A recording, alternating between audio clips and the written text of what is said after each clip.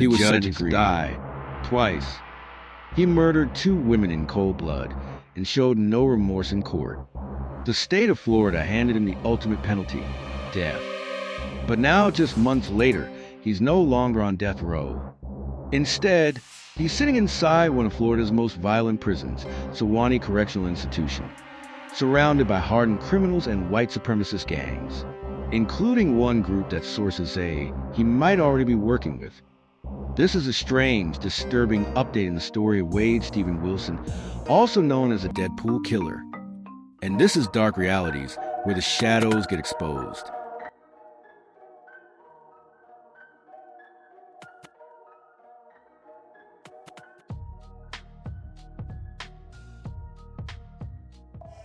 Wade Wilson, a convicted double murderer from Cape Coral, Florida. In 2019, he brutally killed 35-year-old Christine Melton and 43-year-old Diane Ruiz. The murders were vicious. One woman was strangled, the other found in a field. Police said it was one of the most gruesome scenes they'd seen. During the trial, Wilson grinned, joked, and showed no remorse. The jury didn't hesitate. They recommended 2 death sentences. That Wade Wilson should be sentenced to death. Jurors made that recommendation for both Christine's and Diane's murders. It's a decision Assistant State Attorney Sarah Miller calls a relief. You know, you're asking someone to take another life, and so it's always a difficult thing. But I think in this case, it was a justified act, given just the horrific nature of this case. Mitigating circumstances. Given the facts of the case, nothing in defendant's background or mental state would suggest that a death sentence is inappropriate. This court's review of other reported capital cases has led the court to conclude that the death penalty is not disproportionate in this case. Under the totality of the circumstances and evidence, the court finds no basis to override the jury's verdict. The totality of the circumstances warrants that the defendant, Wade Stephen Wilson, be sentenced to death for each count of first-degree murder. Accordingly, it is ordered and adjudged that the defendant, Wade Stephen Wilson, be sentenced as follows. Count 1, first-degree murder of Christine Melton. The defendant is hereby sentenced to death. Count 2, grand theft of a motor vehicle. The defendant is sentenced to 5 years imprisonment in the Florida Department of Corrections. Count 3, battery. The defendant is hereby sentenced to 364 days in the Lee County Jail. Count 4, first-degree murder of Diane Ruiz. The defendant is hereby sentenced to death. Count 5, the burglary of a dwelling. The defendant is hereby sentenced to 15 years imprisonment in the Florida Department of Corrections. Count 6, petty theft. The defendant is hereby sentenced to 364 days in Lee County Jail.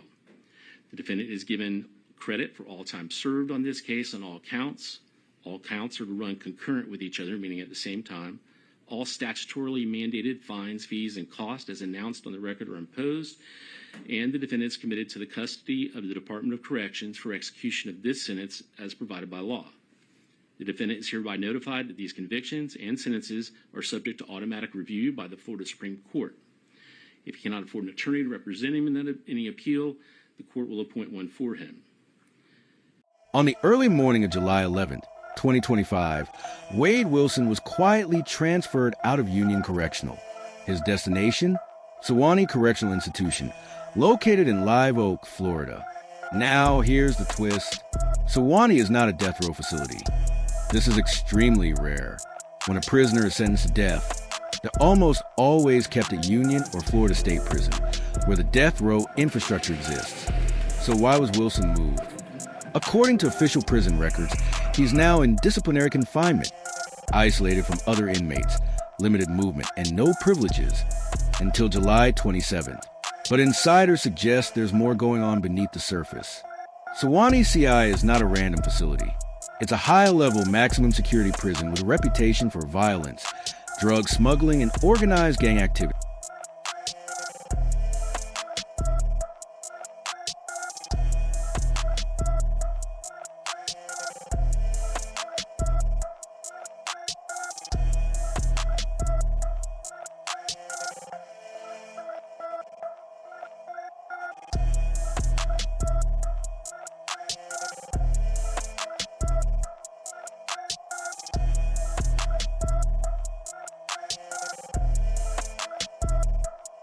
Suwannee CI is not a random facility. It's a high-level, maximum security prison with a reputation for violence, drug smuggling, and organized gang activity. And it's also home to a powerful prison gang known as the Unforgiven Brotherhood. The Unforgiven Brotherhood is a white supremacist gang active throughout Florida's prison system.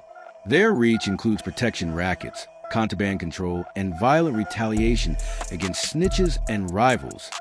Multiple sources, including former inmates, claim that Wade Wilson has aligned himself with the Brotherhood.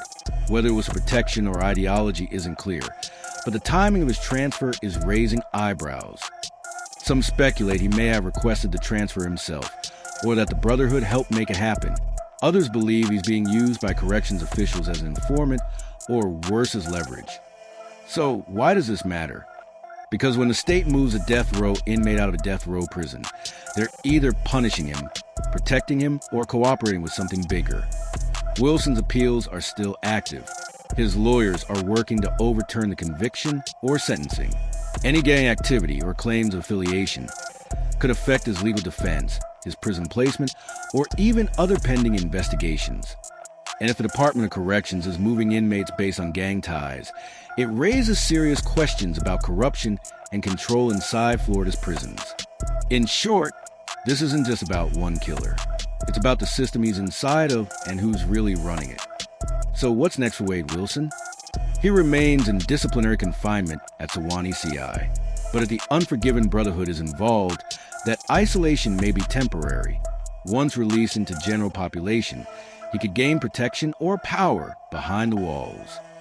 Meanwhile, his death sentence still stands. But if he's moved again or involved in violence, we could see new charges, new restrictions, or even new victims. And for the families of Christine Melton and Diane Ruiz, justice still feels incomplete.